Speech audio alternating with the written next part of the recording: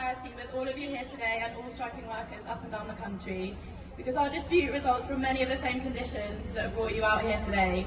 A chronic inability to recruit and retain staff, subsequently unmanageable and completely unsafe waiting lists, and a senior management who completely refuse to acknowledge that there is even a problem.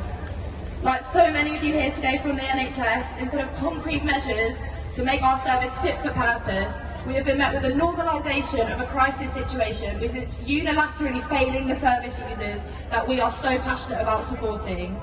But we refuse to be part of this normalisation anymore. We refuse to accept that vulnerable people experiencing mental distress have to wait up to 14 months to receive support, when the government advises a maximum 6-week waiting list. We refuse to accept that as a result of this shocking waiting list, we are seeing service users time and time again reaching crisis point and having to use much more acute services because our service is unable to fulfil its statutory duty to prevent the escalation of their needs.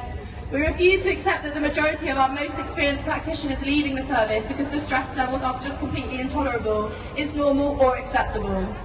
As with the doctor strike, we've been met with countless rhetoric about how strike action may lead to an unsafe service and an inability to support service users. However, as with you, what we are saying is our service is completely unsafe regardless of strike action, and strike action is the only means that we have left to make management listen to us. Workers going on strike is not the problem. 13 years of austerity cuts and a normalisation of completely inadequate and unsafe